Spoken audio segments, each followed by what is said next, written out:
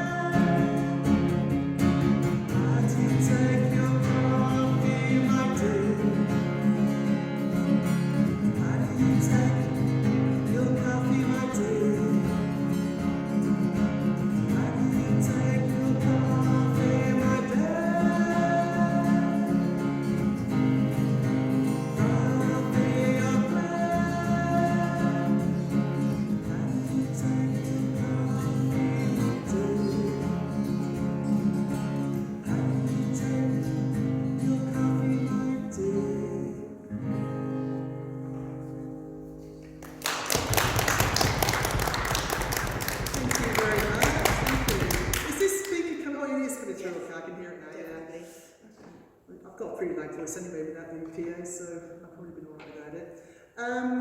Thanks so much for being here, guys, and also thanks to Chris for organising this, and also for Chris. I said Chris A and Chris B because the guy doing the sounds also Chris for getting all the sound happening and everything.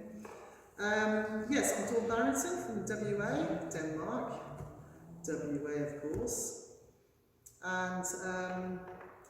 Yeah, so what I'm going to do is I'm just going to play some of my own songs, some that I've written with a refugee, some that I've written and I dedicate to refugees. So, and just a little bit of information about my trips to Manus and the purpose, I suppose, and just a little bit of a story about one of the guys there. And I actually went there because I didn't believe it could be true that we could be treating people so badly. I just didn't believe it. I lived in Australia 30 years and I thought I lived in a democratic nation.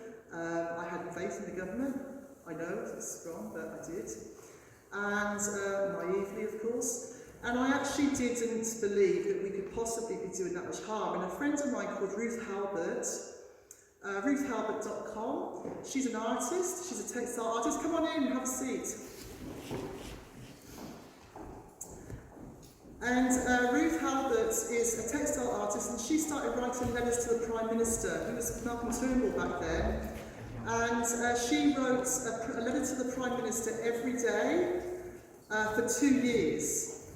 And that got my attention. So I kind of figured there must be something. She's a very intelligent, smart woman. I got a huge amount of respect for her. So I thought there must be something going on that someone would do that. And that's when I started to engage. And one of the refugees made contact with me, who was a musician. I had no idea how could I be of any help at all. And I decided that I could play music. That's the only thing I can do. I haven't got any background at all in refugees or social work or anything, but I thought maybe I can go and play music. So the first visit, I took a filmmaker, we produced a documentary because I just wanted to show my community what was going on, and I wanted the truth in my own town because I was getting backlash. We were protesting on the streets every Friday. We've been doing it for 2 years now. Every Friday we put our signs up. And I felt like I needed to find a way, how do I get my community to know what's going on? And so I also, at the same time, I also started dedicating songs to the refugees. The next one I'm playing is one that I dedicated for the last 3 years now, every single gig. So every gig I do, I get a microphone, and I see that as an opportunity to share the information. Whether people want to hear it or not doesn't matter. I got the power for a brief moment in time. Sometimes people actually walk away because they don't want to know about it, but it's getting better. People are actually, they're learning the truth, so it's getting better. What I found there was lots of very sick young men, so sick that I couldn't believe it.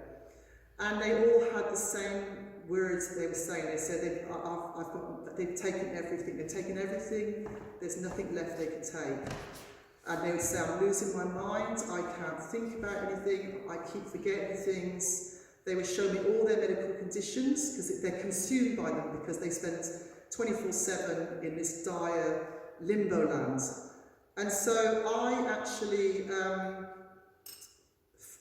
we played some music, it was beautiful, but I could really feel the weight they were carrying, huge weight. And one of the guys said to me, he said, they've taken everything and now I'm losing my mind. And once you've lost your mind, there's nothing left. And it was like they had the whole world on their shoulders.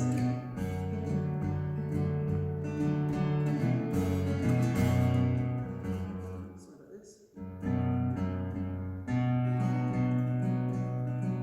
As a matter of fact, how well do you act when it's all about you? When the cards have been paid, tables been laid, stern faces engraved, cold sweats break out, people starting to shout, it's no longer about you. The political stances don't take any chances, cause it could be about you.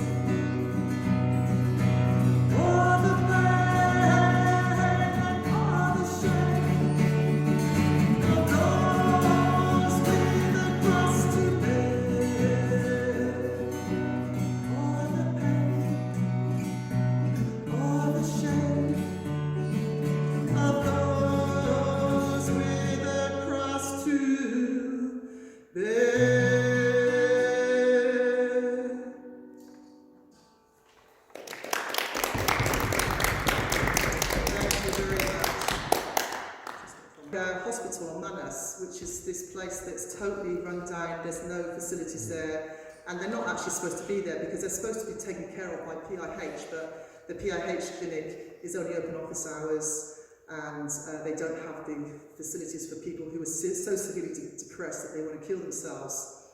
So I went to visit Kasim.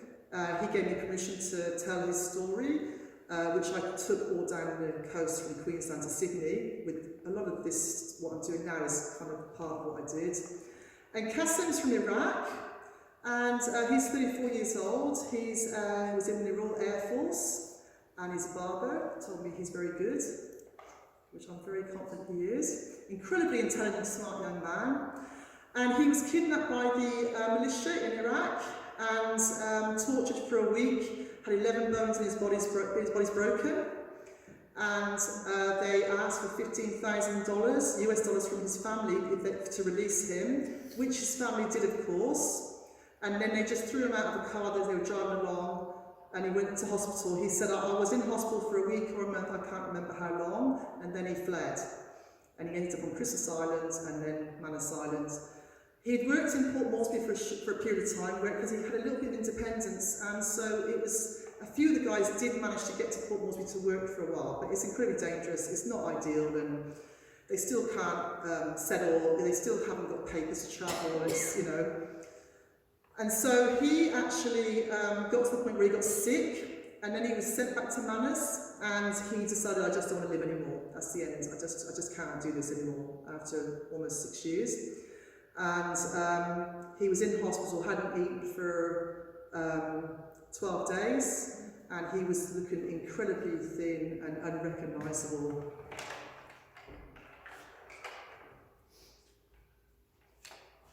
So this is what he looked like when I saw him. Did you want to pass it around? Could you? Thanks, Stevie, so that'd be awesome.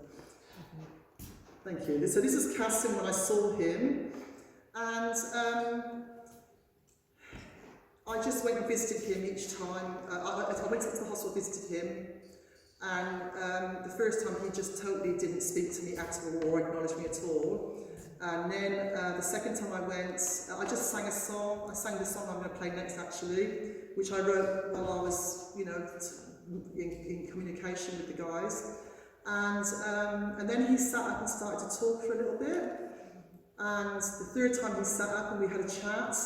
And then the next day I got deported for talking to refugees.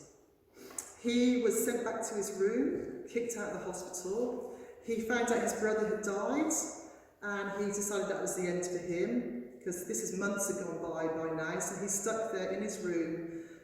He actually asked the Australian government if he could go back to Iraq to give his brother a kidney, because his younger brother was dying, and the government said no. And then, of course, 3 months later, his brother died. So he decided he was going to set his room on fire and end his life. And when I found out, I saw a picture on Facebook of one of the guys in the prison on Manus because he'd done that, and he was in a bad way. So I messaged him, and he told me then what happened to his brother. And so anyway, I did as many back updates, which a lot of us have done. I think Avita's done lots. A lot of people all across Australia, just regular people like myself, Avita. When the Medivac bill passed, we could do updates for the guys. We send to the doctors saying, look, this guy's really sick, he really needs help, blah, blah, blah. Doctors then talk to the guys, they do 2 assessments. The lawyer is then involved to write the report up, goes to the minister, hopefully it gets through, but some don't. Anyway, he's now in Brisbane, and when I told this story when I was over east a couple of months ago, it was kind of like a good news story because he'd arrived in Australia after months and months waiting via Medivac. But it's no longer a good news story because he's still in detention. He's like, I just spoke to him yesterday, he said, I don't understand why they're keeping me here. What do they do? I want to work, I want to get a life, I want to get married, I want to have children. But this is Kasim now. And it was nice to see him looking a lot better. He looks again like he used to when I met him. Oh, beautiful.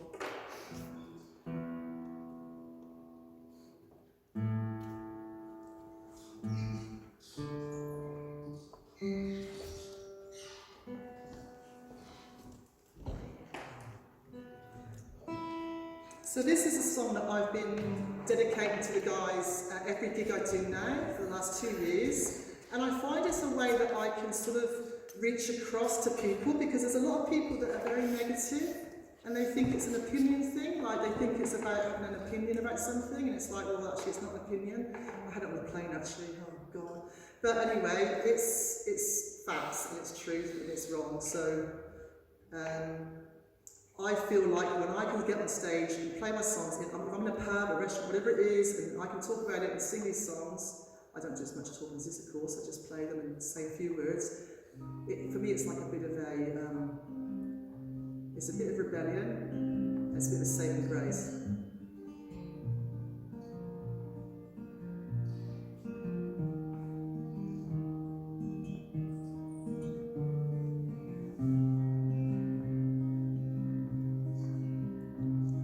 Fly free, little bird, fly free to the dreams they denied you. The dreams that you saved for a sunny day. When all the channels will open and all the past regrets will dissipate.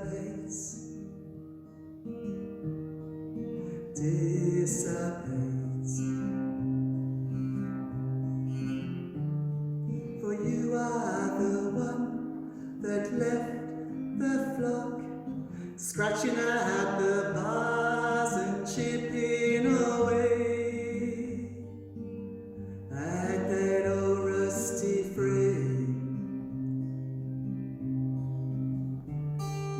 You are the little canary that paved the way.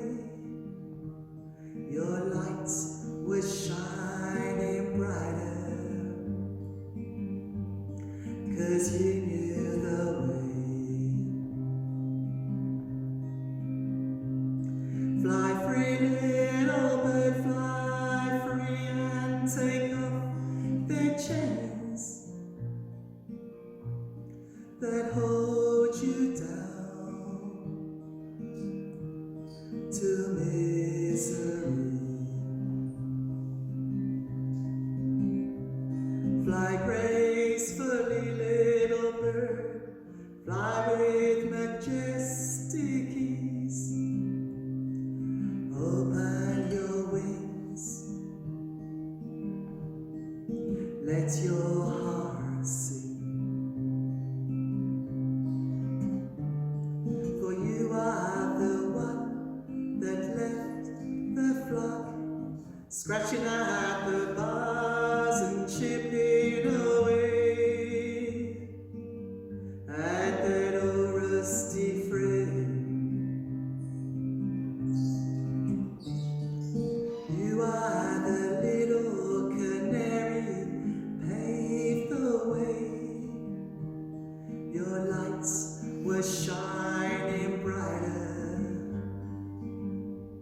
'cause you knew the way. Your lights were shining brighter, 'cause you knew the way. Shining much brighter, 'cause you knew the way.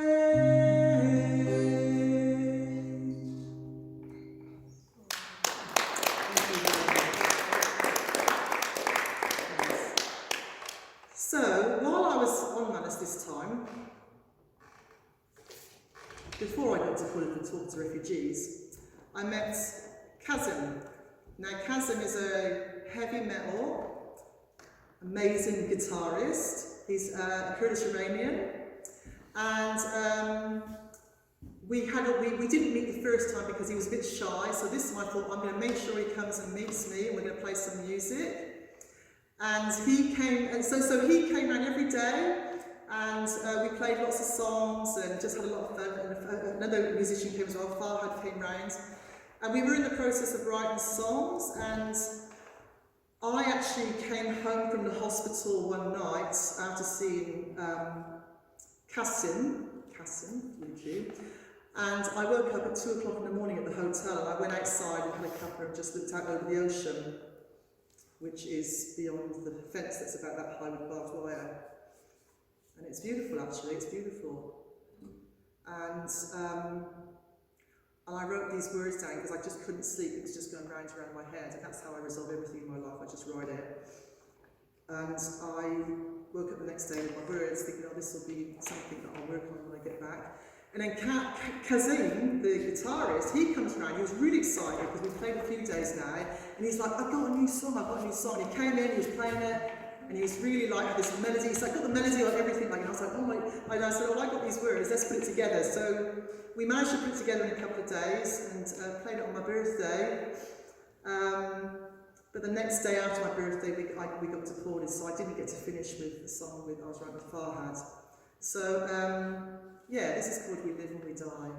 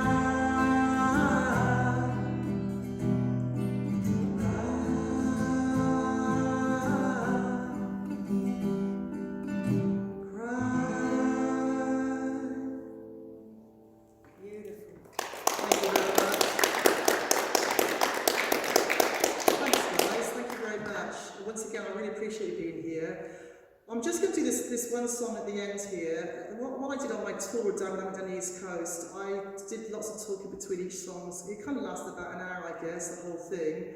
And because it was about awareness raising and bringing the music into it as well. It was like a woven story. And so at the end of it, I had a song that I've written that I wrote before the election because I was getting a bit of hope up, and then the election happened. But anyway, I still produced the song.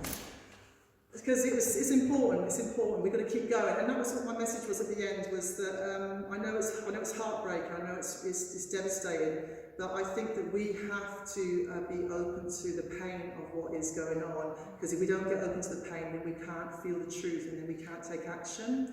And until they're free, we're not free. It's because we are living in this shame of what our nation is doing, and under this cloud of what is happening in our name. And it's not just about refugees anymore, we all know that, it's about so much more now, isn't it? And we're starting to see that unfold now. with all people that are vulnerable, are suffering the results of a government that actually is not following the ethical rules of Parliament. Parliament was established in the UK in the 1700s. It was that Parliament is the highest, is above the law, but it was under the precept that they were going to, people would deal with everything in an ethical way for the people. That was how it, but of course things have changed, haven't they, in the last 15, 20 years? It's no longer for the good of the people, it's for the whatever people can get for themselves. So I'm going to carry on doing this, what I do, until there's change.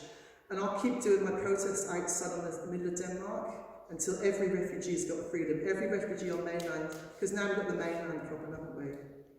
And I'll keep talking about it even to people that are not comfortable with it, like the guy on the plane yesterday, and anywhere I go.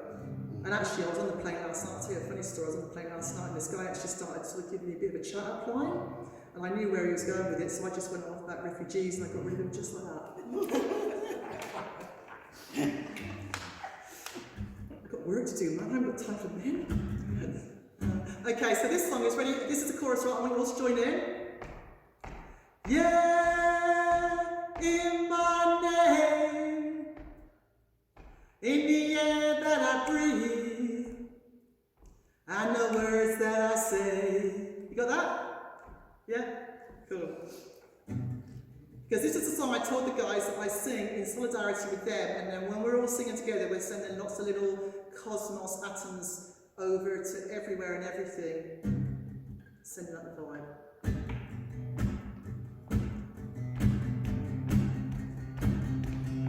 Are you to the left, or are you to the right?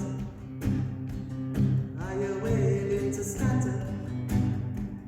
Yeah, stand up and fight. For what you believe in, for what you have to say. Or are you willing to look the other way?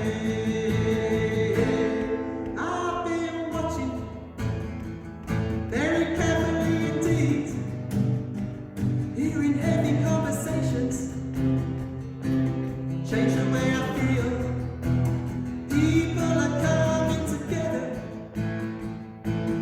for the common good, creating a ripple, getting understood.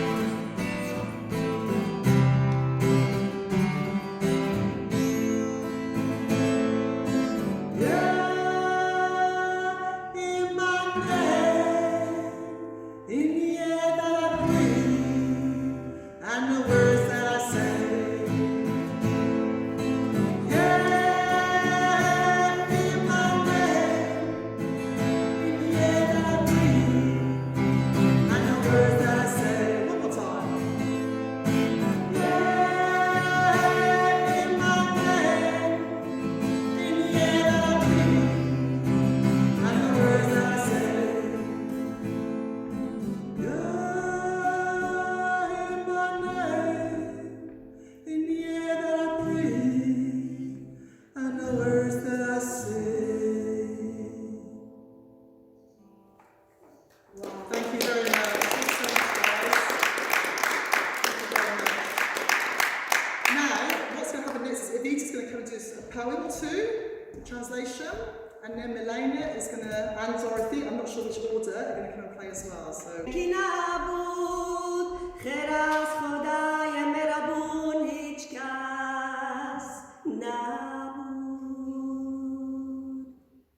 This is in honor of my Persian, Iranian, Kurdish, Afghani friends. This is how stories start in that part of the world, which means along the side of maybe there was, or maybe there wasn't, but God is the only one that knows.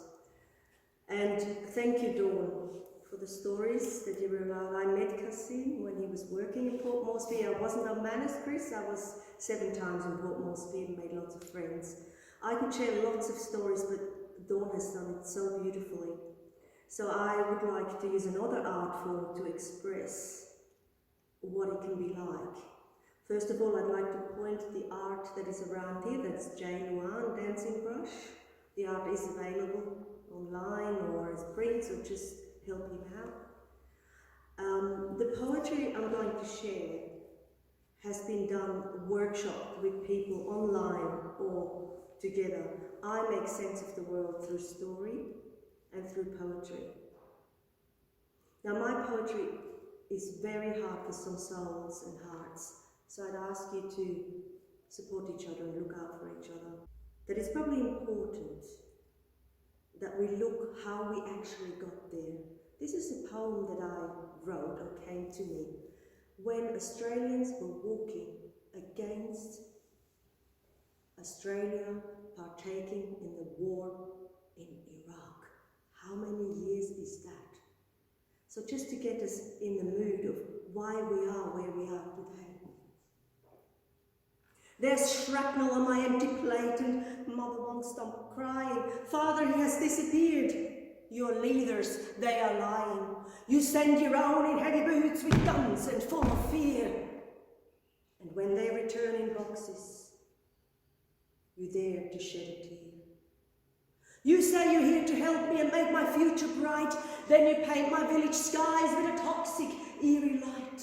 And over in your country, it seems they have gone blind, nor do they hear us screaming. Or perhaps they do not mind. You talk and make decisions about my home, my land. War is necessary business, while you wash clean your hands. And when all that was left was wretched life, I could have sailed across the sea, but I heard you put me in a hellish cage and throw away that key. This morning, I was not crying, probably because I died. I was 6 years old. My future just denied. But when my blood runs cold and hunger hurts no more, my spirit will come knocking, taraka, taraka, taraka, at your western fortress door. My spirit will come knocking, taraka, taraka, taraka, at your western fortress door. My spirit will come knocking.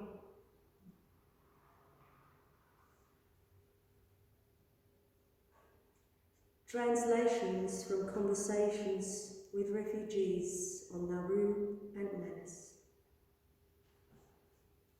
Nauru, a mother.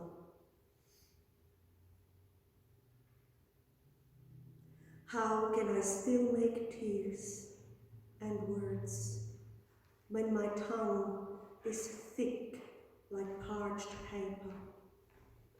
While I bleed a red trail from between my legs onto the dead, dry earth. As I shuffle in line, buckled under the hot hand of a noonday sun. How can I look into my young son's eyes that carry scars so much deeper than the ones he carves onto his skinny arms? And how do I protect my daughter against a 100 hungry gazes, bored lust is wafting after her like an evil shadow. And who is that man, husband with empty arms, who looks straight past me? Clouds of despair sail across his worried brow, while he mutters insanities at distant memories. My dreams fell overboard on that wild, wild sea that rocked us and rocked us with false promises of leaving behind hot metal fire, only to be met with more metal, fence-sharp teeth and heavy bolts. And what of the children with no names and no parents? The screams in the night worm their way into my fitful slumber. Bugs feast on flesh as time oozes, and my youngest lifts up his arms. Mother, mother, where is home? Which way is home? Waiting, waiting, waiting, thinking, thinking, thinking. Why can I not die? Why must I not die? Why?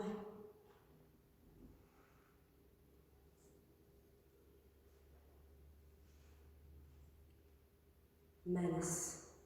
This poem was dedicated to one of the men who left us. And it's dedicated to one after the other, and now newly dedicated to Thomas Wise, who took his own life in Brisbane only about a month ago. He too was broken by Manus, lost his souls.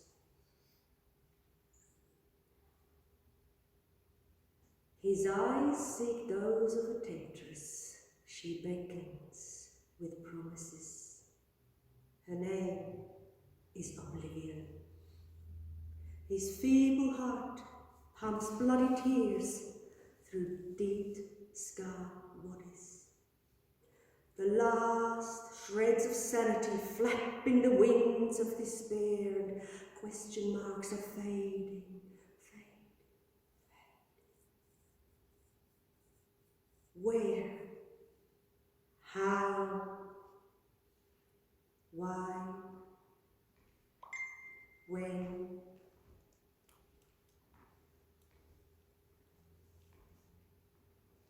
Where are those reputed welcome arms in the land of warm smiles? How can minds have become so blank that they believe lies on screens and paper words?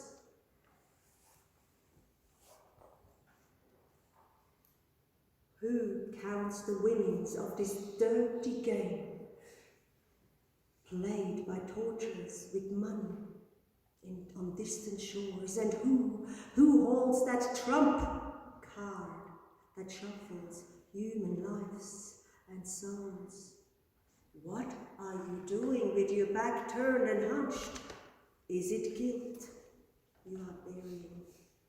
And when will you hashtag misery of endless, endless, endless days and years? He whispers, where's mercy? What have I done? When will this end? How will this end? Why am I still here? His eyes seek those of a temptress. Her name is Oblivion. Australia, we've lost our soul.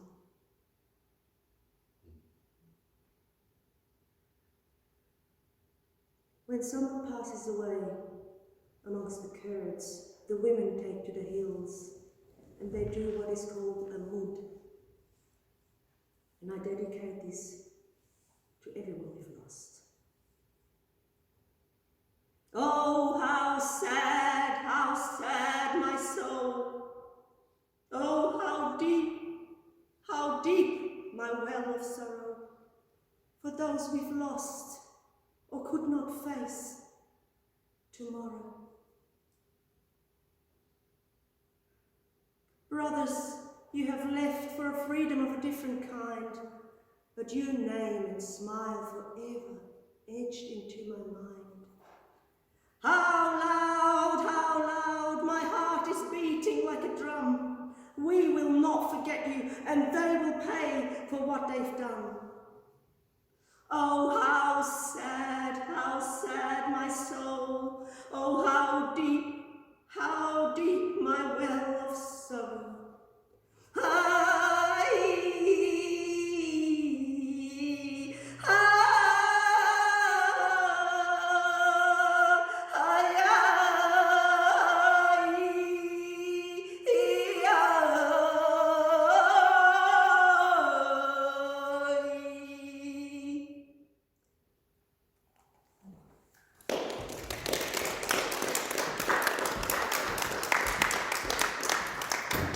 I just want to thank Dawn for performing and doing such a great job. I want to thank Vida for a wonderful and moving poetry performance. And if you don't mind, I would like to just take 5 minutes of your time to explain why I organised this, which I did touch on in the beginning. I organised it, as I said, as a fundraiser for Canberra Walk for refugees, whose history goes back to 2016. A very good friend of mine in Adelaide by the name of Adam Richards.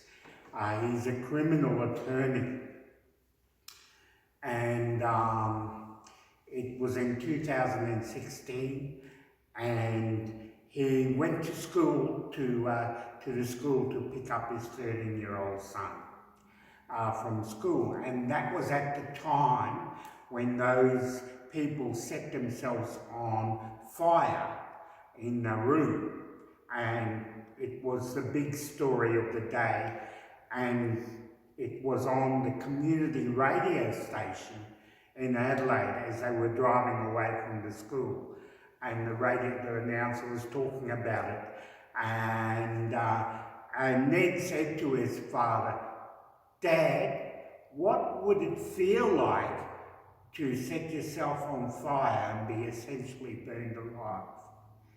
And Adam looked at him and said, "You know how when you fall over and you graze yourself?" And Ned said, "Yeah." And he said, "Well, it hurts, doesn't it?" And he said, "Well, it'd be like one long, continuous graze, your skin peeling back, and until you were dead." And Ned looked at his father and went, "Dad, stop it, stop it." And Adam looked at Ned and thought, "Oh gosh, I've traumatised my 13-year-old son. You know, what have I done?" But then Ned looked away, and then he looked back at his dad and he said, "Dad, what can we do about it?" Just like that. And Adam was about to come up with the typical responses that we often come up with. There is nothing we can do, it's not our fault, it's the government's fault, etc., etc. And then he looked at his son and he noticed a look in his son's eyes that said, "Dad, I trust you and I know you can fix this." And at that second, Adam decided to do something about it. And what he decided to do was to walk from Adelaide to Canberra to raise awareness about what was happening on Manus Island in Nauru. And he turned to Ned and said, "Well, this is what we are going to do.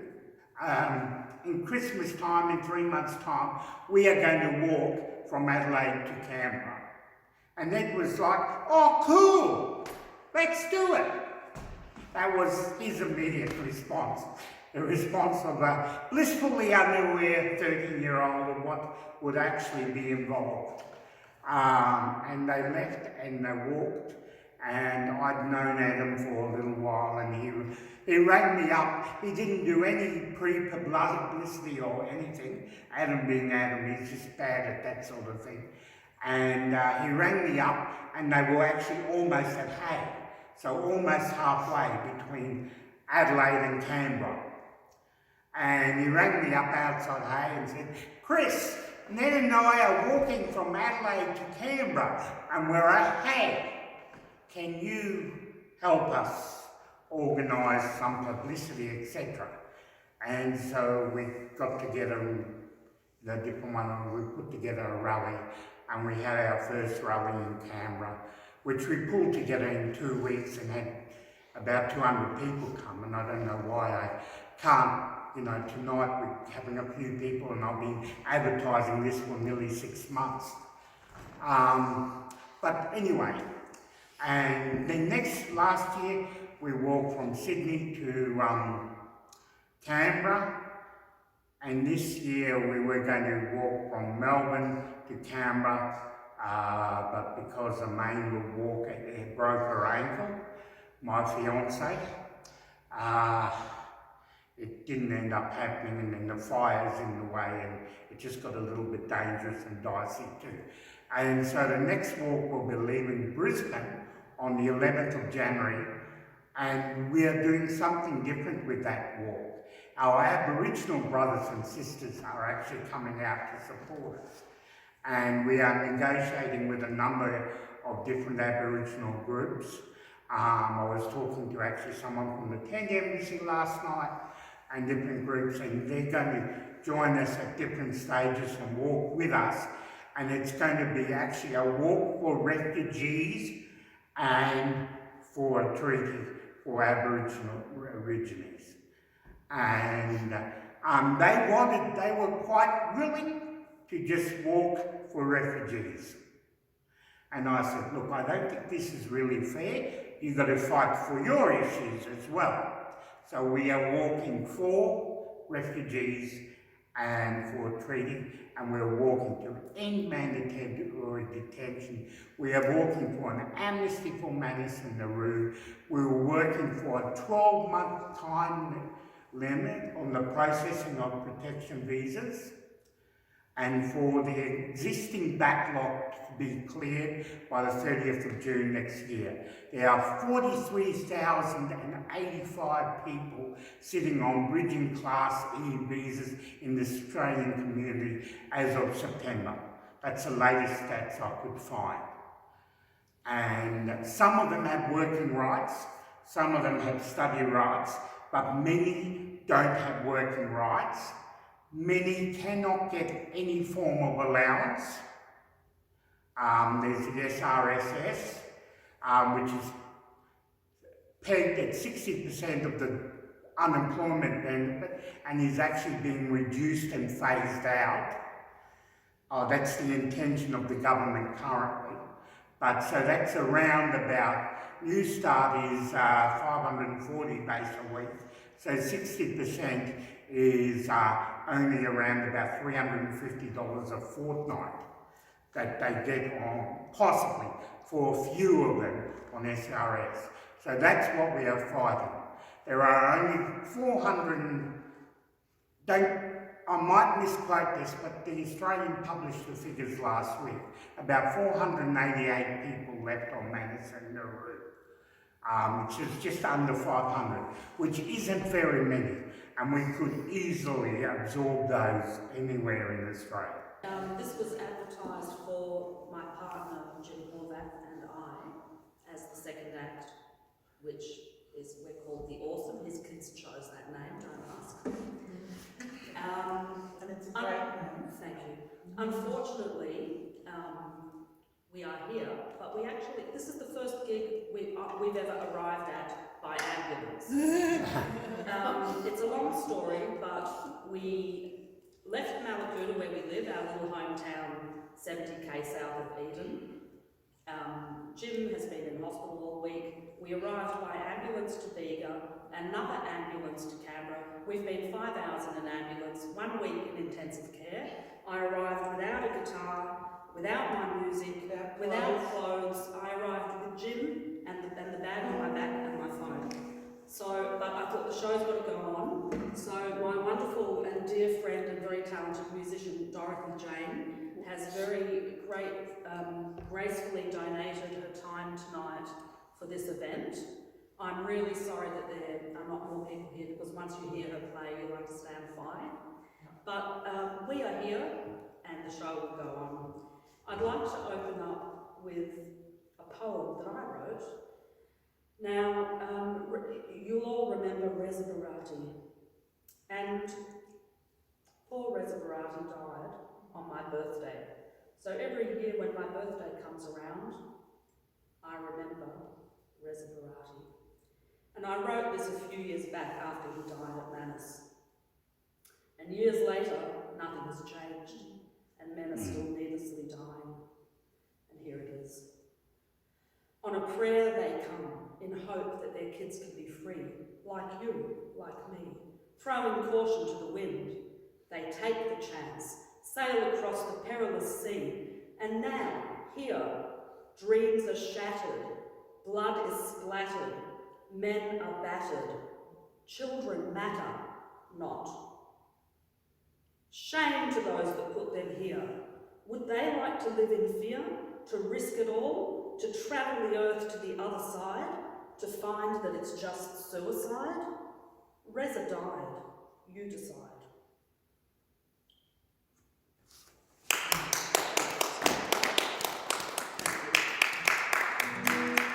Right, well, I have some original songs here, and a couple of reworked covers.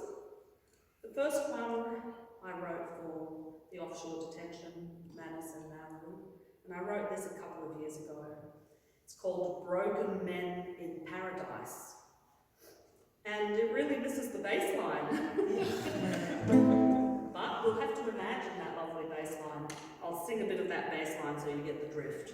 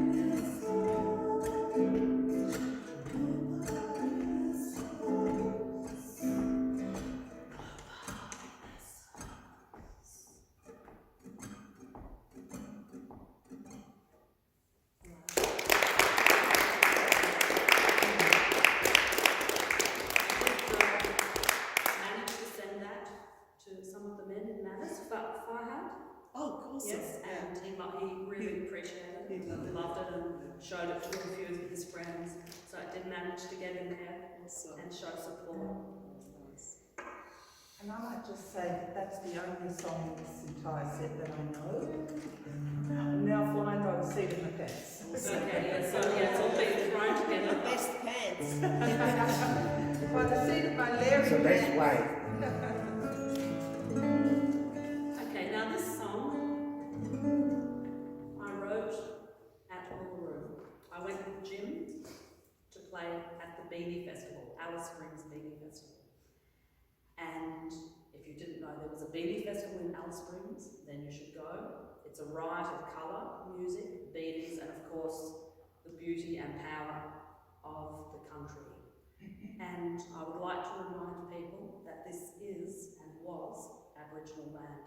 So when white people stand and say, you can come in, you can't, you can do this and you can't, it's a little bit preposterous because this is Aboriginal land. So I'd like to offer this song to you and take you on a journey to the desert. It's called Kapi Mutijulu. Kapi means waterhole and Mutijulu are the people who own this waterhole near Uluru. Normally when I perform this song, I have these beautiful mulga clapping sticks that we bought together in the desert, but they're not here because we came by ambulance.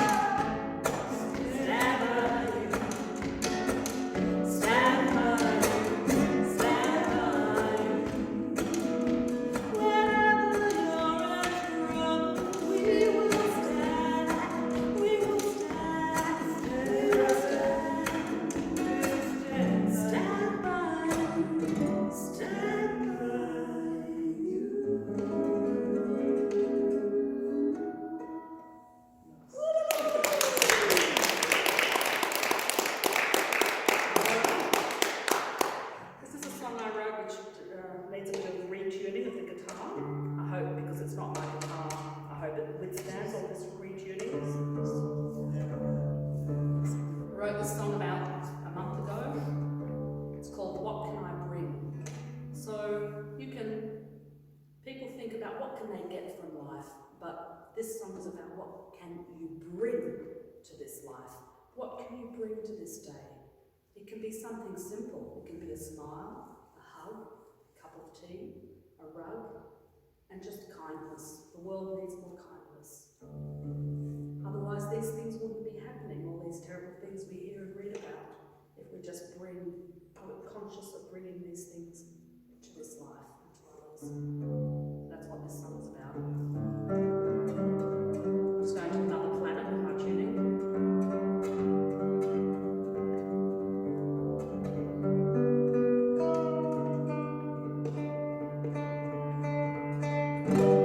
She's really going out there, isn't she?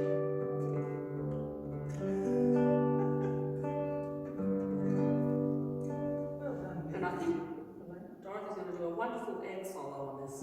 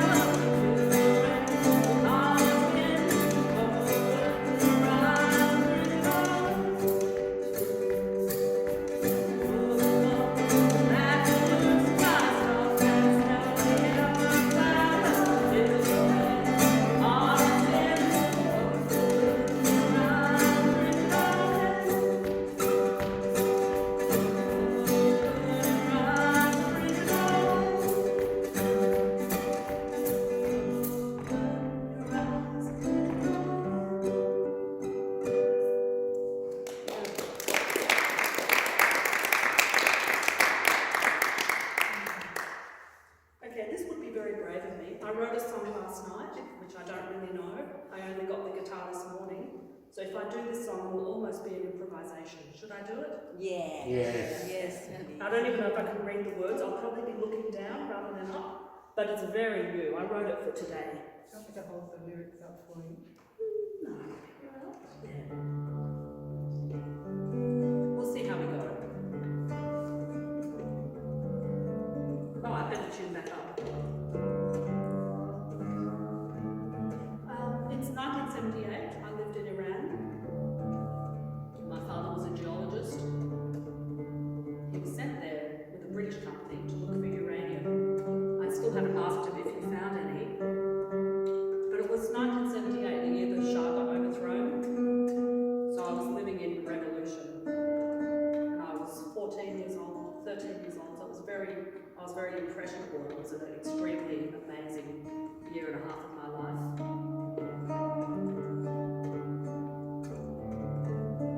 But what I wanted to say was that I met Iranian people and lived with them and went to school with them, and my landlords and all the people around, friends, and they were just such beautiful people, just so graceful, so hospitable. I've never met people so gracious and graceful and gentle.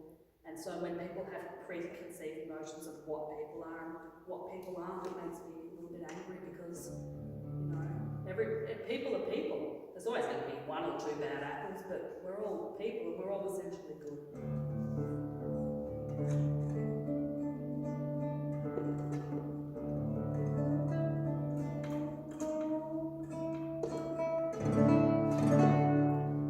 Well, this is called No Borders. I'm not sure how it goes.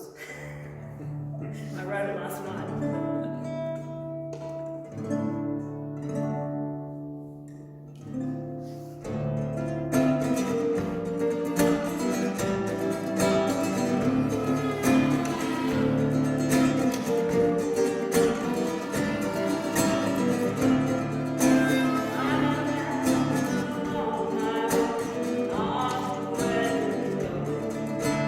Told me he was walking to the border.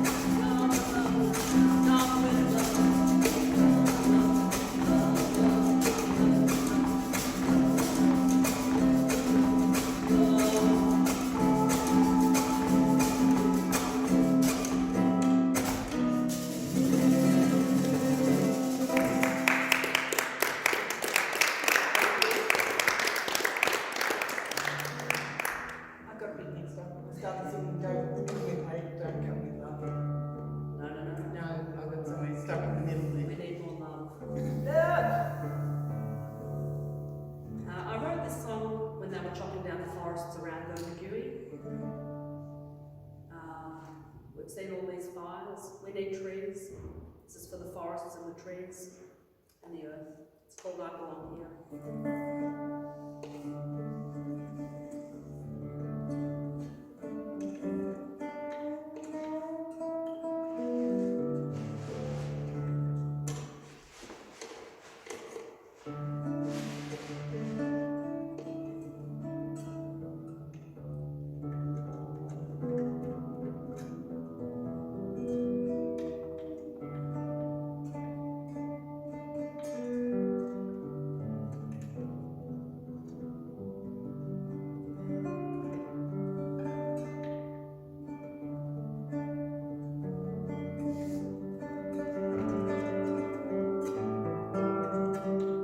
Just getting used to the idiosyncrasies of this little guitar here.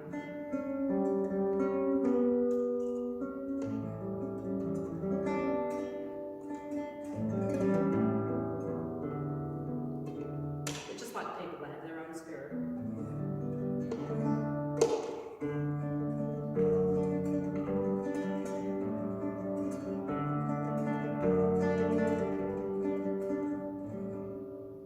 The tall spotted coast sweep down to her shores majestically, harboring life in all its forms, koalas, cockatoos, parrots, and wallabies. And if you listen very closely, you can hear the forest sing. I belong here, I belong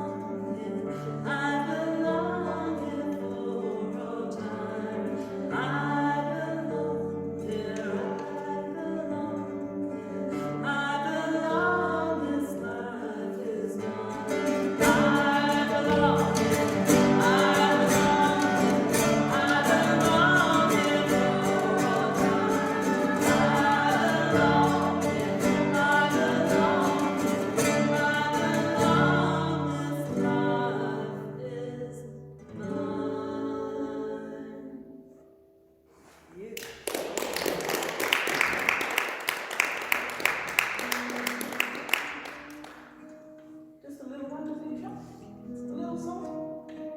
Yeah, that's the The little one. song called The Little Song. So this is called A Little Song.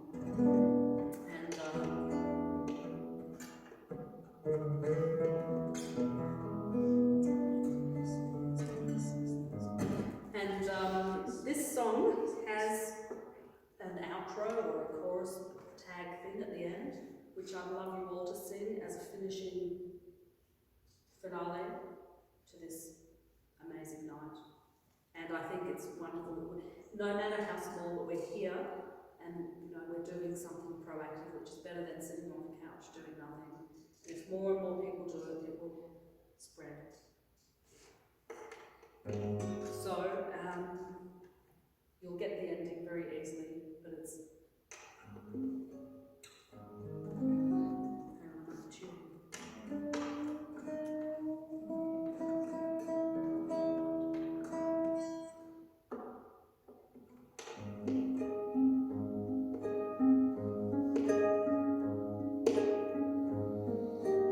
this is the ending.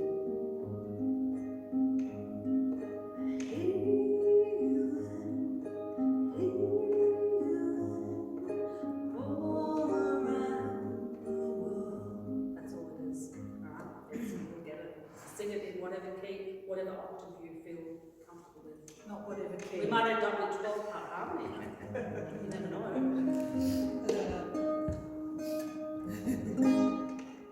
Well, the way this song came about was that I was telling my mother, who lives in Alice Springs, by the way, that I've been reading about the whales going deaf and being misguided from the seismic blasting and how terrible that was, and it disturbs them and they get beached, separated from their pod of whales, and it's just all very terrible.